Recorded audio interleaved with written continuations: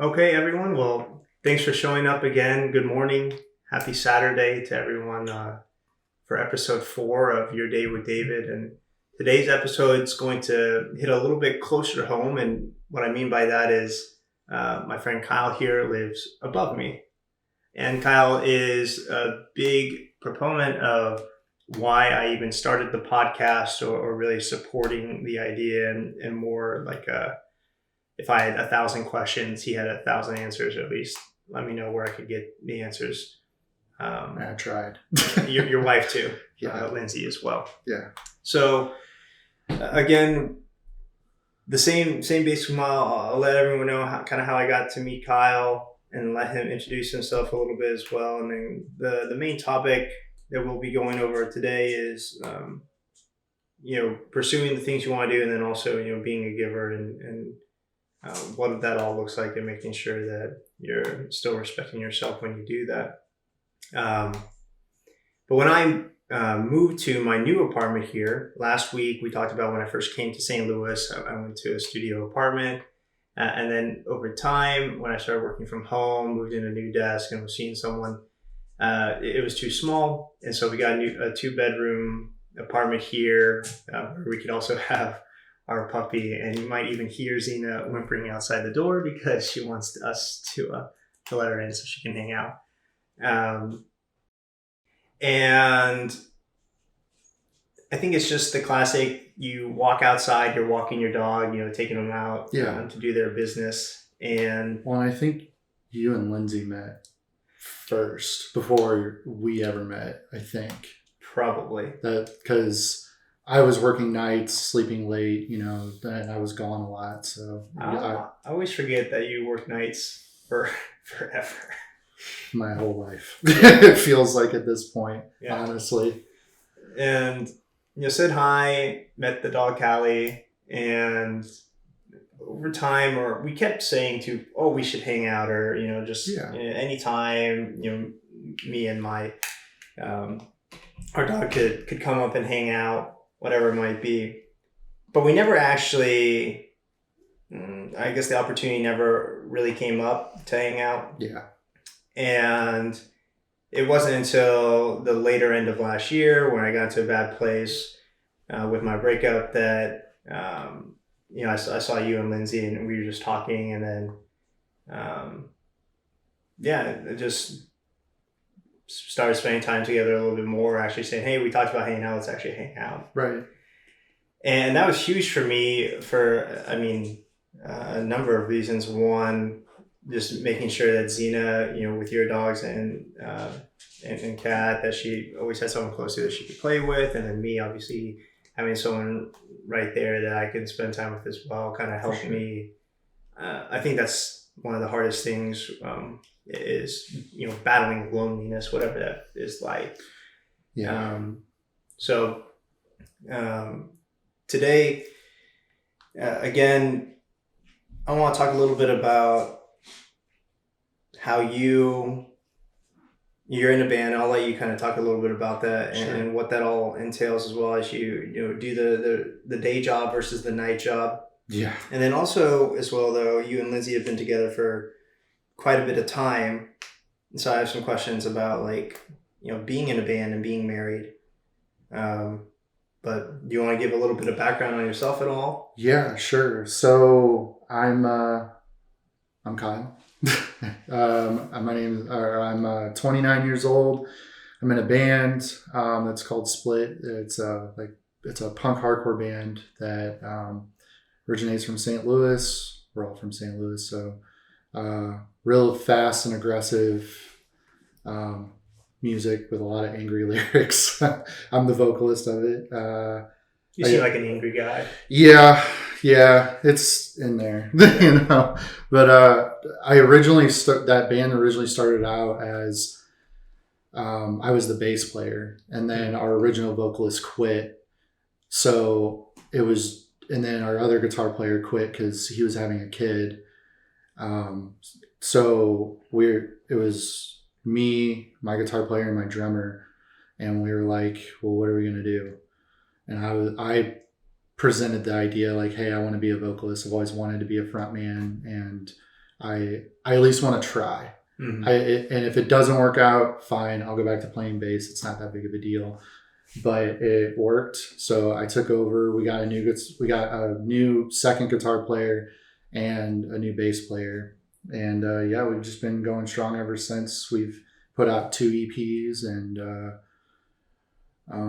just playing like local shows. We played one out of town show in Springfield, Illinois. It's barely out of town. Do you prefer the local shows, or do you like kind of that drive?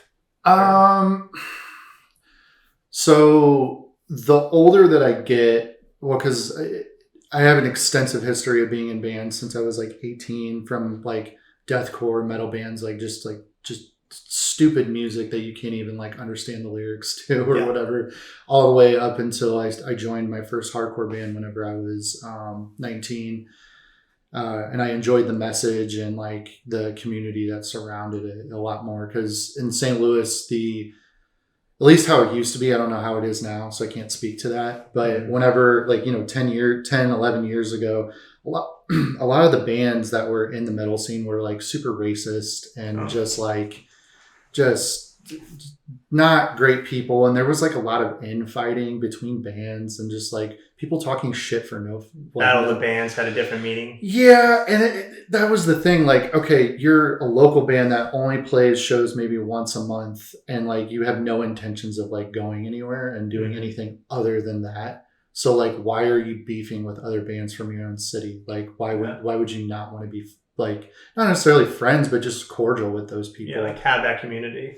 Exactly, because we're all here doing what we love, and it's the same thing. Like, why be so hostile? So I didn't even know a lot about hardcore. I met the original vocalist of my current band. We were in another band together, and this was my first hardcore band. He mentioned to me like, "Hey, we're looking for a bass player because all the other guys are not, reliable. So would you want to be in it?" So I came to a practice. They kind of told me like, well, this is the music that you need to listen to, and just to give you like a reference point of like what we're trying to go for. So I dove into that and I loved it. I loved the message. It's very much like a DIY sort of scenario where, I mean, like all our tours that we did, well, we only did 2, but we booked all of them ourselves. Yeah. And through like our own connections, we were the ones hitting up people. We were the ones setting up our hotels at night, which wasn't even really an option most of the time because we didn't have money. So we were just sleeping in a van in the middle of a Sears parking lot in Victor, New York, wherever the hell that's at. And, just doing all that. So was this kind of before Airbnb kind of took off? Oh yeah, dude. Like there was, I mean, like there was like Red Roof's Inn and like whatever, Super 8s and all that. Yeah. But we still couldn't afford that because when we were going out on tours, we were going based off of like our guarantee, which was the money that we made from the show, that we were asking for enough money to put into our gas tank to get us to the next city without having to put our own money into it. And we paid for all our own food and everything. So, and then all the money that we made off merch and like tapes and, whatever else, that went back into the merch fund to buy more merch. Yeah. So yeah, it was pretty rough. But it was a lot of fun. I was in that band from age 19 until I was like 22 or 23. Okay. And yeah, we did a lot of cool stuff. It ended not in the best way, but it was a great experience. And that was like my dream, was ever since I was a kid, was to be not necessarily in a band, but just be a musician that toured, and however that looks like, whether it be in a choir or playing an instrument with a band or whatever. I always wanted that for myself. Now, when did you meet Lindsay again? Because you guys met young, right? So we met when we met for the first time in like 8th grade. But we like didn't really know each other. She was friends with like this girl that I dated that I was also friends with at the time. And so we kind of had that weird whatever, like just Mutual, like whatever. So we didn't really talk.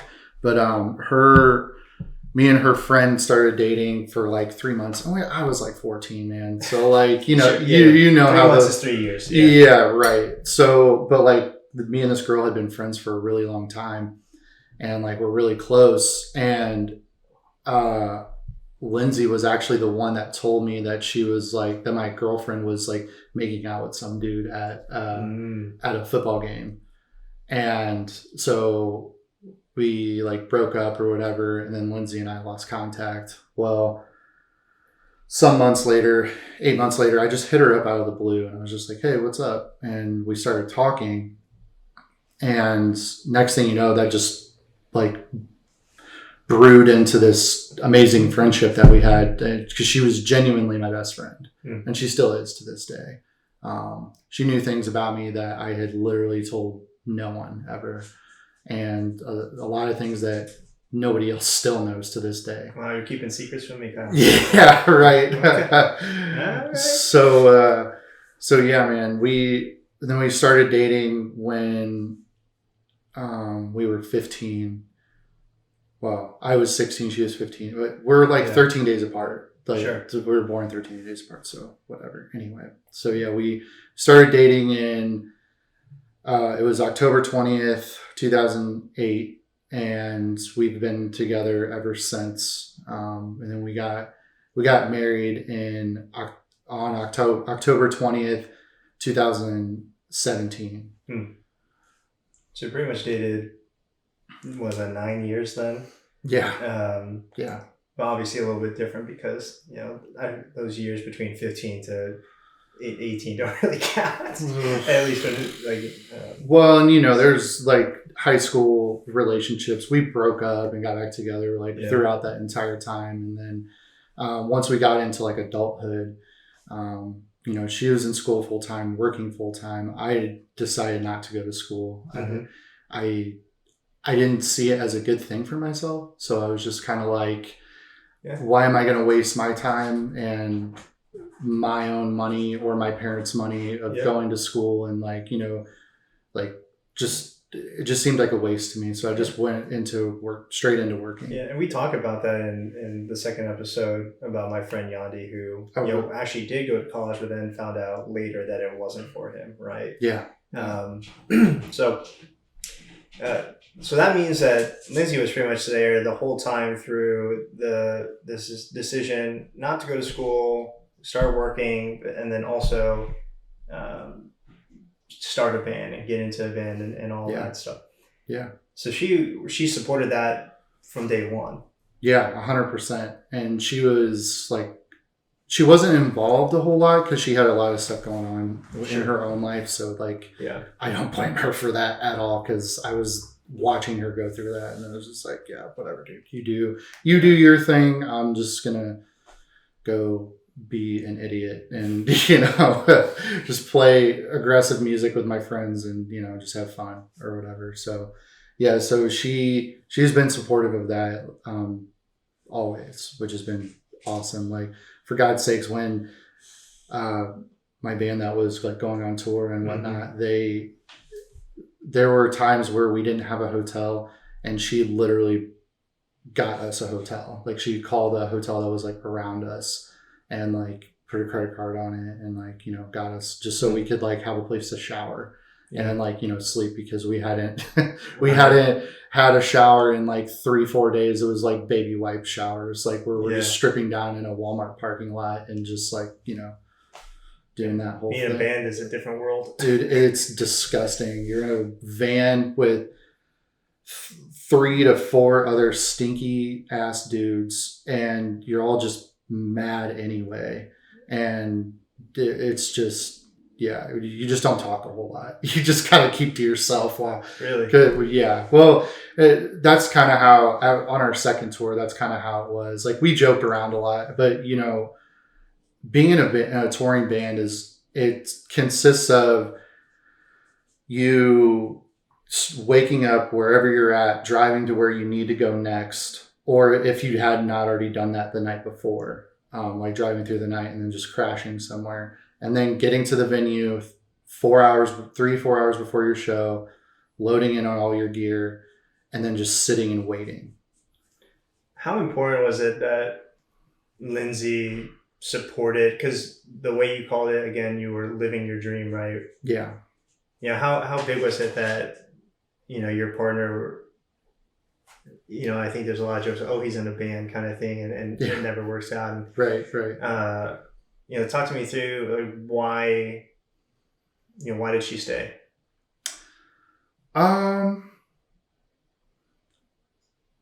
I don't know. Is that a better question for her? Yeah, that's probably a better question for her. I don't know. There's a lot of things to how our relationship was at that time, because we were in a really bad place in our relationships, and she was busy with her own stuff and family stuff, and like I said, life, working a full-time job, going to school full-time. We're actually working multiple full-time jobs. She had an ugly ass boyfriend. Yeah. That stunk, and he was in a really bad band. So yeah, I don't know. We were, when that was going on, she was supportive, but she was as supportive as she could be at that time, because she was so occupied with, other things going on in her life. And she was already stretched beyond what she could already handle. There's a lot of people that have been reaching out to me, or that I've been talking to, and, and there's, hints and stuff to her when you're hanging out with them or spending time with them. And I think in public, you try to put on airs that everything's going well in a relationship, but then behind closed doors, your partner doesn't support you, right? Doesn't believe in you and think that you can do the things that you want to do. Right.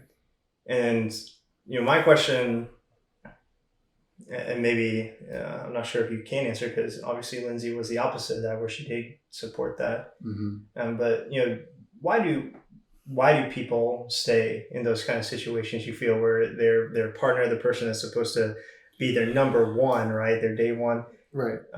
When they're not behind you, I feel like that's such a big reason to try and, step away from that and find your own happiness.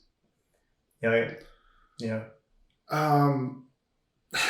I've had friends and bandmates that have been in those situations, and I don't know, it's devastating, man, to see, and it's like they're putting conditions on their love for you, because there's this other thing that you enjoy doing that that makes you happy, but they would prefer that you would choose them always over this other thing. Now, don't get me wrong, I will choose my wife over my band no matter what, every day. And I didn't feel that way back then, because I was, a 21-year-old that was an asshole, and just Here you are 8 years later, and some things don't change. Huh? Yeah. 29 and still a dick. What's up? I joke. Kyle is very much a nice guy, in my opinion. But I try. But you're right on the conditions thing. I was talking to a friend, and this person not happy in what they have going on right now, but they won't walk away from it just yet, because there's some responsibilities in that relationship, essentially. And this person said, well, I just want him to do this so I have a reason to walk away, because they're ignoring the 10 other reasons that this person should walk away. That, like you said, there's all these red flags. They're unhappy. They don't get the support they need. They're constantly being put down. But they're just like, I just need one more reason to walk away. Just give me one more. When there's, again, like 10 or 100 different reasons why this shouldn't be there. Yeah. And that's tough to see. It is. And I hope that whoever this person is, they come to the realization that they should put their own happiness before, somebody else that doesn't care as much as they would want them to. Because I'm about to say something that I hate, but Lindsay's like motto is life is too short. But it is like it is too short to spend your time with someone that doesn't support you fully, and making your dreams come true, and whatever that is. Like, because I don't know, mine was an easy dream to fulfill because I did all the work, and then the people that I was in a band with did all the work as well. Yeah. But she still supported me no matter what through that. And so that's I hope they find that happiness, or they come to that realization that they can do better than what they have in front of them. I'll go from my own personal experience. I think one of the toughest things when you think about walking away from something is just being alone, right? Loneliness. Yeah. And that feeling that, if I'm alone now and I'm 26, I'm going to be alone till I'm 86 and die. Right. Which obviously isn't logical. It doesn't make any sense. No. And it's funny, my friends that are, say, in their 30s, they look at me at 26 and they're like, dude, you're so young, just shut up. And I was thinking about this too, like when people who stay for years in unhappy relationships, and think about this, do you consider yourself a lucky person or an unlucky person? Because at the end of the day, an average person, say a guy, I've got 83 years on me. Mm-hmm. That's my clock. Sure. If I think I'm a lucky person, maybe I get 2-3 more years than the other guy. And if you think you're unlucky, then you'll be gone before that. Yeah. So you want to give years when your clock's only at 83, right?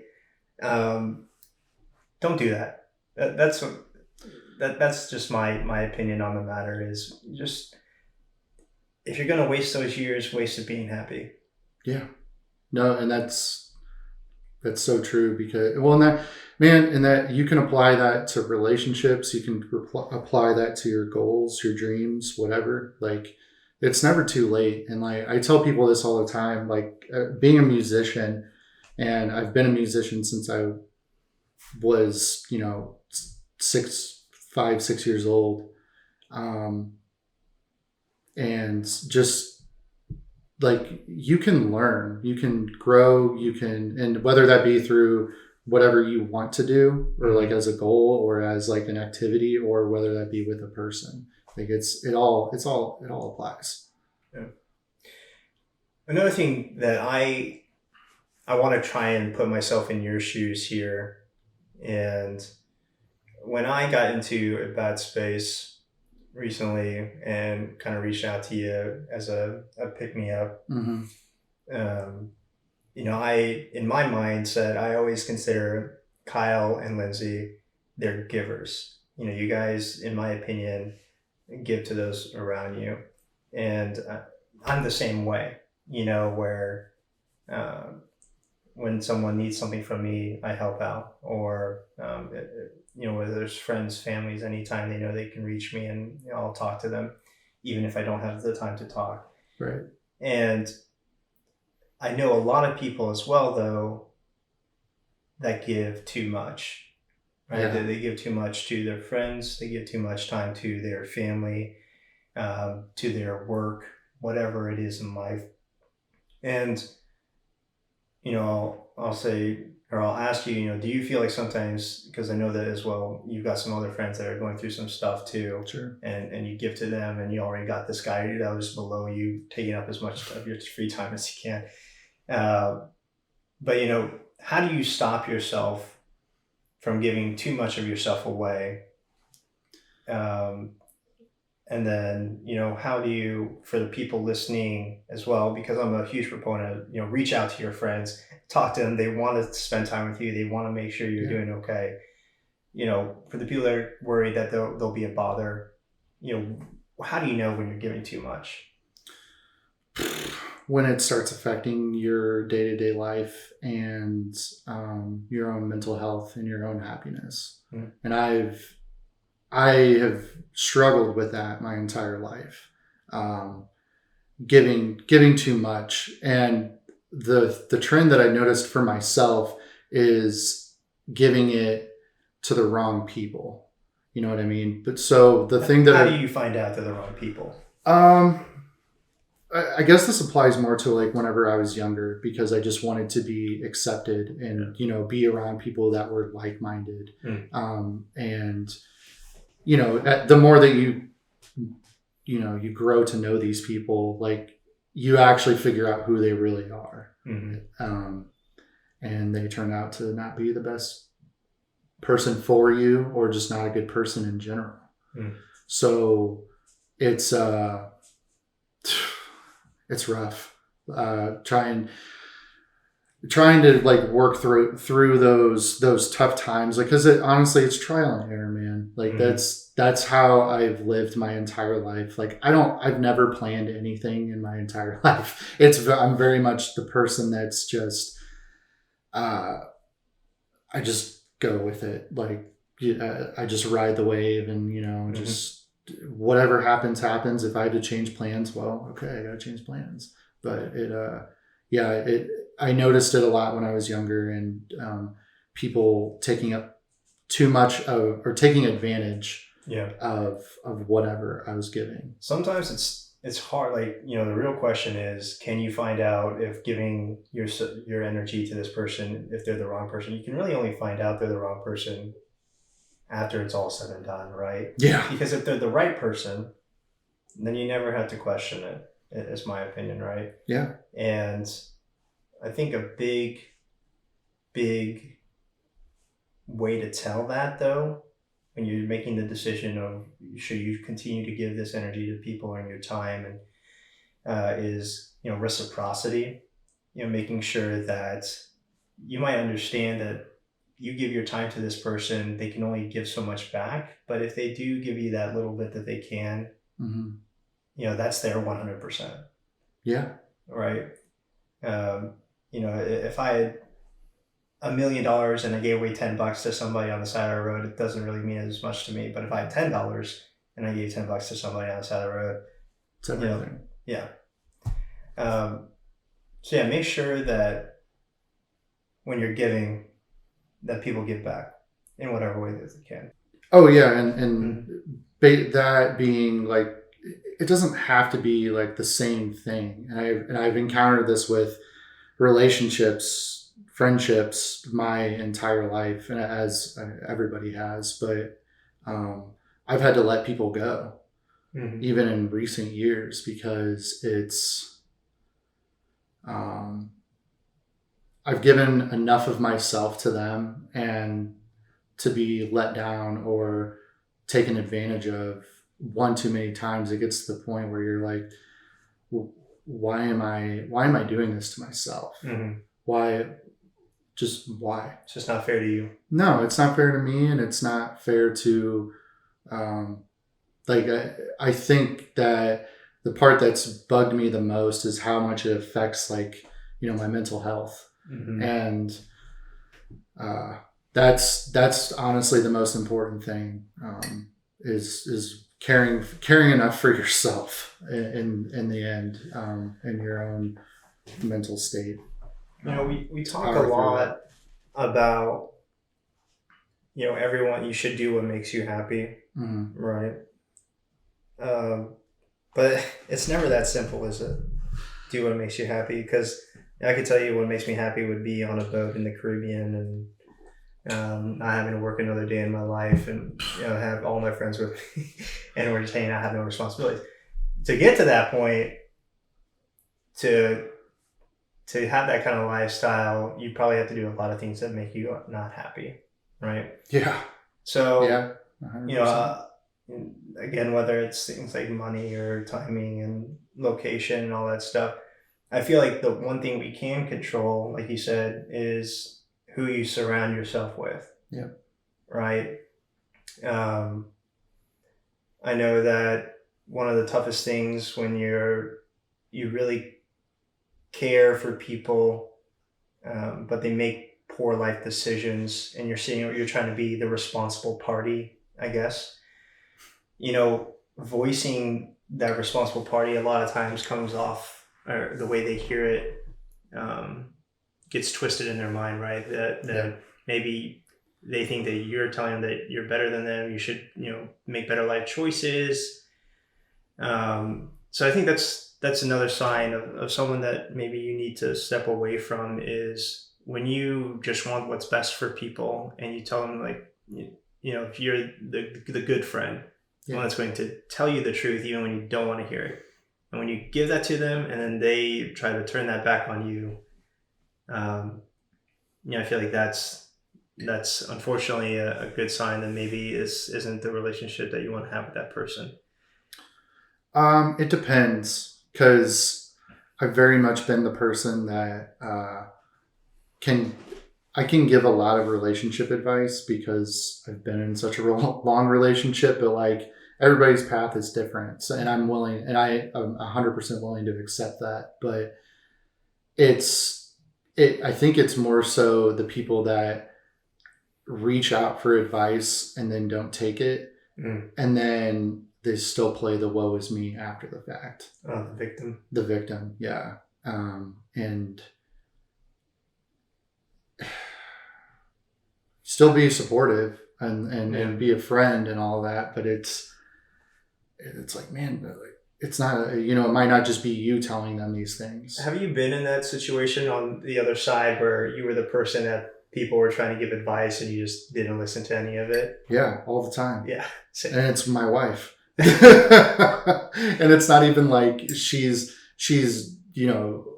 like she's right or wrong, or like, I'll ask for advice and she's like, well, this is what you should do. I'm like, whatever, I'm gonna do my own thing. It wasn't the answer you wanted to hear. Yeah. And then that is what, and then I finally go around and like, doing what they had said, or at least some form of that, maybe in my own light, like seeing it for myself, just and doing it that way. I think there's a lot of people either watching or listening that, they have maybe a person in their life, or whether it's a mentor or someone they reach out to for advice, or just someone they respect their opinion on.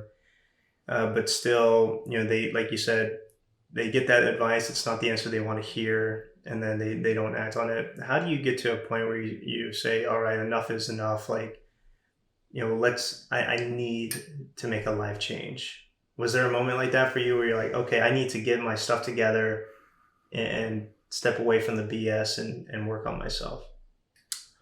Too many times to count, honestly, but a lot of BS in Kyle's life. All right. Yeah. No, and one of them was actually really recently.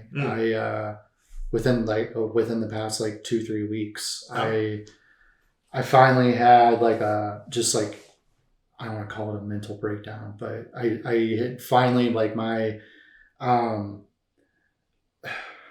what am I trying to say? I guess my mental illness and my ADD and all that stuff, it had gone untreated for so long that I was letting it affect me and affect my relationships and my work and everything else in my life, to the point where it was doing so much harm that all that harm was coming back to me.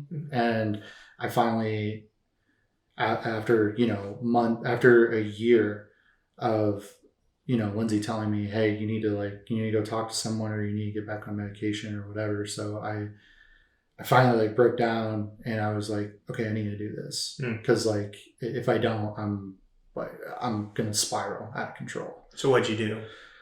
I went to a behavioral health urgent care, which I didn't even know was a thing. I didn't either. So that's honestly one of the coolest things that I've ever seen, as far as, because our healthcare system in this country is a mess, and how they treat mental health is horrible. As somebody who's been dealing with it since they were, 15, 16 years old, I've had stints in hospitals, and it's not great. And you guys know a little bit better too, because Lindsay works in healthcare as well. Yeah, no, it's terrible. But this was an amazing thing to see. And if you're in the St. Louis area and you need help, whether that be for your mental health or whatever, there's at DePaul Hospital in Bridgeton, Missouri, which is just outside of St. Louis. There's a mental health urgent care there, and that's where I went. And they just sat me down. They kind of talked me through whatever. I told them what medications I used to be on, and they got it for me. Wow. And they set me up with, new medication as well. And then they were like, you need to go talk to your primary doctor, blah, blah, blah. So do you speak with a counselor or anything like that when you get there? Or? Yeah. So you speak with, it's their nurse practitioners, but they're, they specialize in mental health. Mm-hmm. So they know what they're talking about. They know like where you're coming from and how to help you. So did Lindsay show you that, or how'd you find it? She told me about it when I was, because she was at work. I was working while I work from home now, but yeah. I had to clock out because I was just like that. I can't do it. So I told Lindsay, and she was like, you need to get up here now. You need to get up to, this place. So I was like, okay. So I drove myself up there. And it was fast. I was in a room within 5 minutes of showing up, and then talking with someone 5 minutes later. Do you have an opinion on, because there's some people, for instance myself, that sees both sides of it, but you have some people that are so far against taking medication for mental illness, and then there's you who you try battling without it. Obviously, that comes with its own weight. Yeah. And then, but, what is your opinion on the fact that, medication for mental illness? So, everybody's going to have their own opinion on it. But mine personally, because I was on antidepressants whenever I was like 16. And I took them until I didn't need them anymore. But I had to make that decision for myself, and I had to know myself well enough to make that decision. And I didn't need them for a long time. I probably should have taken them when I was in like my early 20s, but I was so stubborn, and I had enough mental fortitude to move through those hard times without it. What caused the hard times, that kind of mental illness, when you're so young? Family? Well, a lot of it was my family structure. I think being an only child was like part of it. And then like the parenting that came along with that. And don't get me wrong, like my parents did the best that they could in dealing with someone that has such severe mental illness in general. Like that's not easy. Like I was unmanageable at one point. And they did the best that they could, but I think it's part of that, loneliness, being an only child, and like, not really knowing how to like make friends and like talk to people when I was really young. So that really affected me. And then, just events that had happened in my life leading up to that point, that were not great to go through as a young person. All the only single child people listening and today are cheering right now. Yes. But I wish I could relate. Again, for people that don't know me or my family, I'm one of 8 siblings. I'm third in the lineup, so you can call me a middle child, really. But I have seen over the years, now that I'm older and my siblings are, their own adults, how being, say, my oldest brother and the weight that came with that, the responsibility, and how my parents treated him, versus, my youngest sibling as well, and his lifestyle versus what my brother's was growing up, and all of us in between too. All of us have our own kind of different personalities and experiences. Sure. And I think about that too. And in your case, your parents didn't get a chance to redo, right? You're the only child. Yeah. But parents are learning too. Like you said, yours were doing the best that they could with you. Right. And so I know that there's probably a lot of people that blame their parents for, how you turned out, if you will. And you're an older adult now, and you're eventually going to be that parent, right? That's going to make these wrong decisions. And not that I'm going to sit here and advocate and say, oh, repair that relationship with your parents, or for the people listening. But, sometimes forgiveness, or really, again, truly, forgiveness isn't for that other person. It's for yourself. It's for yourself, right? Because that's poison in you. Yeah. Right? Especially for people, whether you're trying to forgive rather, an old friend, a family member, an old partner, whatever it might be. Potentially in their life, you don't matter anyway, right? So forgiving them, they're not going to care because they don't want your forgiveness anyway. Right. So that forgiveness is kind of letting yourself go, letting that person have less control over your life, right? And there was my own situations growing up where I could have held some animosity towards my parents, and for a long time I certainly did. Not even how they potentially treated me, although there was some of that, but how they treated my other siblings, right? Which we've talked about that before, for sure. Yeah. So my family dynamic, very interesting, just like yours too. Now, as well, you come from a multiple family. How do I want to say this? Your parents split up, so you got your mom remarried. Is that right? Or? Yeah. So I was an accident, and I think it's funny, honestly, because my parents, they were like, they had like dated when they were in like high school and whatnot, and then they didn't see each other for years because my dad was in the military, and he came home, and I guess him and my mom had like a one night stand sort of situation. Well, my mom had a condition to where basically doctors were telling her like, you're never going to get pregnant, like sort of thing, or it's going to be really difficult. And sure enough, she got pregnant with me. But she didn't find out until she was 7 months pregnant. Wow, 7 months? Yeah. Well, she hid this for 7 months? Yeah, right? And I was a big baby too, so I was like, how did you not know? But anyway, yeah, so they, my mom didn't, they didn't want to like have a relationship or whatever. So my dad, he lived in Springfield, Illinois, and he was actually with my stepmom, they weren't married yet. Sure.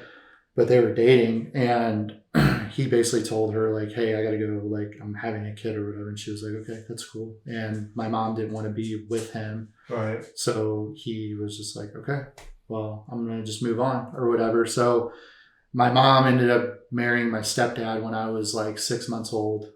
And then my dad married my stepmom like a year later. So your mom married your stepdad pretty much kind of like a year then like 9 months after leaving your dad. Yeah.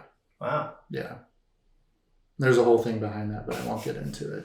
Okay. But I'll tell you off camera. That's fine. But yeah, so and then my dad, he had two kids with my stepmom, and they're my brothers. I grew up as an only child, but when I was at my dad's, which was not very often, because I don't know if I want to get into that either. But how is that dynamic with your family now? Compared to like when you were growing up, obviously, every holiday is 2 holidays, right? Every Thanksgiving there's 2 Thanksgivings. Oh God, it sucks. It's so annoying for me. I was thinking, because we were talking about this last Thanksgiving, you had like 3 to go to, and I was talking about like how seeing when you said, oh, you give yourself away, like, God, just don't go to this Thanksgiving, man. You're going to be running around all day. Yeah, well, because that was the thing, because like my family lives in Springfield, Illinois, and then I have my parents here, but then I have my stepdad's family, whom I'm also really close. They've known me since I was a baby. Right. So like they're my family too. So like I want to spend time with them, and then my stepmom's family, because she literally raised me as well. Right. Like, you know, and so I, you know, between my biological dad's family, my biological mom's family, stepdad's family, stepmom's family, and then now my wife's family, both sides of that, it's just like, it's hectic. Do you like the holiday season though? Hell no. I dread it. Like once the end of October hits, I'm just like, I get depressed because I'm just like, I'm like, man, I gotta mentally prepare myself for the hell that's about to be these next 2 months of just like Running around ragged. yeah. You know, people get seasonal depression, but I guess theirs is for a much different reason than you. Right. Yeah. I mean, And don't get me wrong, like I'm happy to be around all those people. Like Oh, yeah. it makes me so. It really does. Once I'm there, I am happy to be there. But it's the they're going to be listening to this and be like, all right, Kyle's not invited. We don't like that. Oh, thank God. Yeah. Like, get out of one Thanksgiving. No, I'm just kidding. But no, I genuinely do enjoy spending time. It's just leading up to it. It's taxing because you know I can't make them all come to me. Yeah. Like, I mean, I could, but can you imagine like No. 60 people in this apartment No. for Thanksgiving? Sometimes having 3 is too many. You're right. So. So yeah, no, it's interesting. So would you say that your experience then with having, you know, 2 different families, households growing up was a good experience for you? Like it was there some negatives to all that, or It was mostly negatives in my opinion. mostly negatives? Yeah. Okay. It's tough being a kid and like no one explaining like what the situation really is to you, because you have to figure it out for yourself. Yeah. And I think with like how I operated as a child and like how my brain still operates today, I didn't worry about those things. Mm-hmm. I just was like, oh yeah, whatever. I'm just like, you know, I go to this guy's house in Springfield and and he has 2 kids and I like hang out with those 2 kids every once in a while, or, you know, once a month or whatever for a weekend. And, you know, my stepdad is my dad. Mm-hmm. And there's more to it than that, but like there was a lot of negative things that were said to me about each party that it made me have to choose what I wanted to do for a situation, like for that situation. And giving that option to a kid is just not something that you should be doing. And like I try to tell people that, you know, that are my friends that have kids that it didn't work out with the other parent, that hey, you don't bring that up to them. Don't make them choose. Don't make them choose. Don't bring them into your fights. Don't bring them into why you hate that other person or whatever. Like, because at the end of the day, like that's poisoning their own mind. Yeah. And me personally, I think that everybody should think this way, is that you should make your own decisions for yourself. Mm-hmm. Whether that be a judgment of someone's character or on a situation. Yeah. Now, you said as well that you had to figure it out on your own. Your parents didn't explain it to you. You kind of had to make your own. How is there a way you think that your parents could have explained to you, this is stepdad, this is how? They literally could have just told me. You know what I mean? Like, you know, I think there is a sense of like you wish that that's what they did, and probably parents feel that as a kid you wouldn't really get it, right? The true meaning behind, kind of like when you tell your kids that Santa Claus isn't real. Not trying to compare this to no, I know what you're saying. Yeah, I mean, there was a number of times growing up as well in my case where, you know, I didn't think that my parents were going to stay together much longer. Than more recently, in fact, just last year, they did in fact get divorced. And you know, in my opinion, it was the right thing. They're both, you know, I think that they should be happy, right? Yeah. And together they weren't, and and now that hopefully they are a little bit better. Yeah. And that's luckily all the kids are growing up now to where I don't believe we're all really being affected by that. But a sad thing too is I think my parents spent a lot of their time together because of us kids. Yeah. They were unhappy, but they felt this sense of responsibility that, hey, if we were to walk away from each other, it's going to just really mess up our children. Yeah. Right. And I don't have advice for that. There's nothing that I can say, right? Me neither. I can't. I don't have any children. I joked about this last week. I don't have any children that I know of. Yeah. Right. And so I can't sit here and preach to people and say, you should prioritize your happiness over your kids, because I just think that that's such a stupid thing to say out loud. But there is a limit to that, though. I think there is. You have to, put your own happiness before your kids to a certain extent. If it's affecting your relationship with your kids and your partner and yourself, then I think that's when you need to start reevaluating your in situation. The long run, working on your own happiness so that you can be a good parent to that kid. Yeah. Ideally outweighs the short term, right? Because that short term saying, I'll just stick with this until it turns into a long term, of just a long term relationship of unhappiness. And then your kids, whether you want them to see it or not, they will see that. Yeah. I saw it. Yeah. Growing up. And so,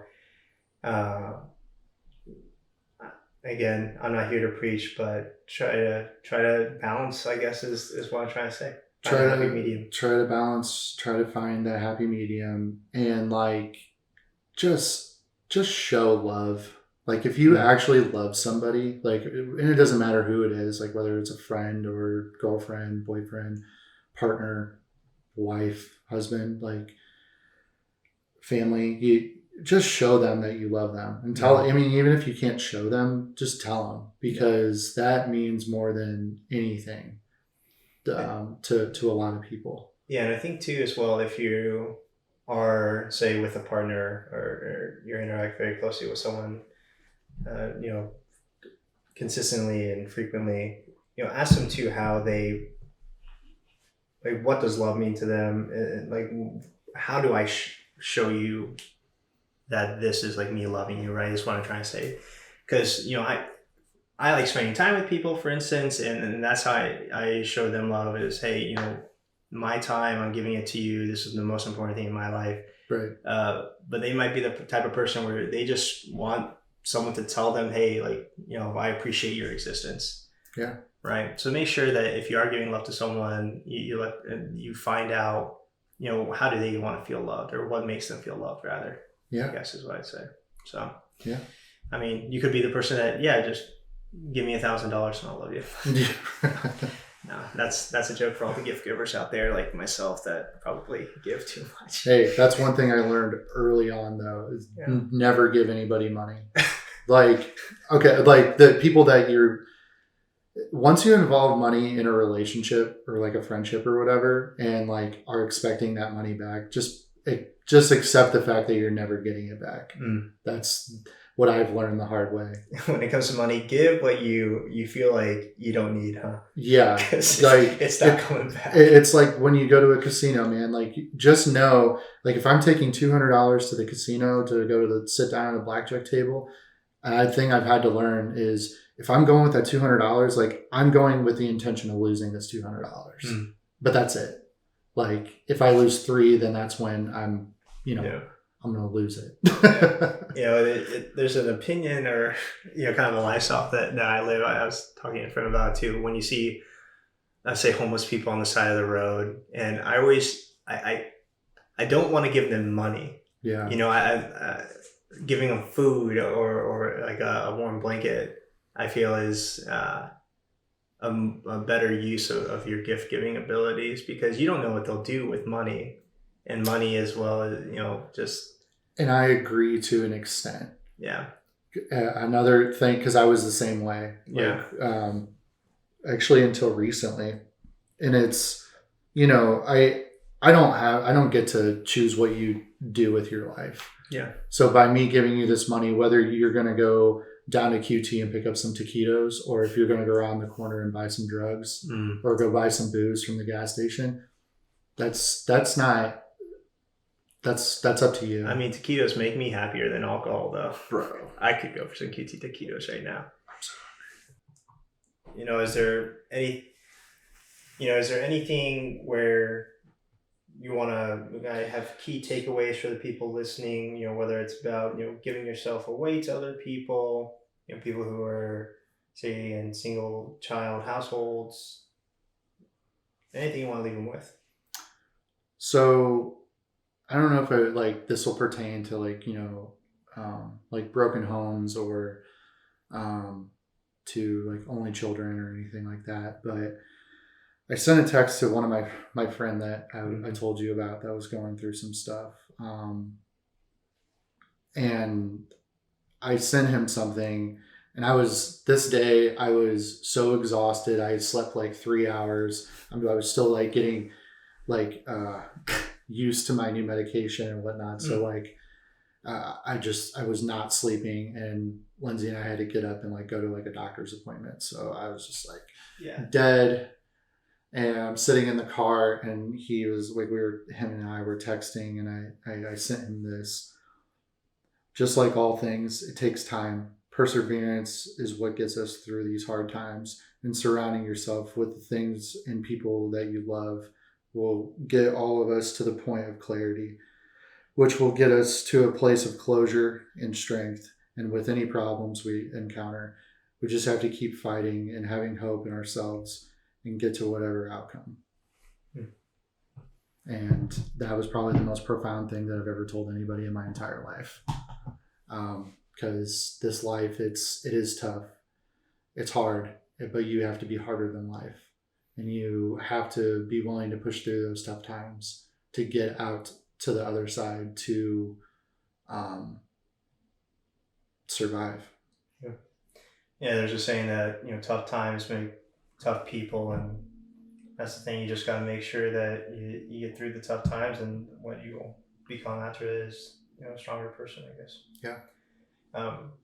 Okay. Well, again, everyone, thank you for spending the time today to hang out with me and Kyle. And again, his band, the link to check them out on Spotify is going to be below. Yep. And then Split. I'll also throw in I'll send you the link for the like Instagram and Facebook. We don't use Facebook, but you know, it's there if you want to like it. Cool. We update it whenever we have shows sometimes, but yeah. All right. And again, as always, I know that there's probably a lot of people listening that going through times like these where, you know, you're giving too much to someone, you're not getting that reciprocity, or you know, kind of the leap of faith that you have to do to find your own happiness and chase your dreams. And at the end of the day, you got to make sure you're surrounding yourself with the people that support you to do it. Yeah. You know, share the podcast with them. Let them know, again, as always, you're not alone. We are also here. We're also struggling. And even though we're here to try and give you advice and community, we're still going through this stuff and learning as we go through every single day. So again, if you feel like you need a friend, you can come meet mine, and we'll see you all next week.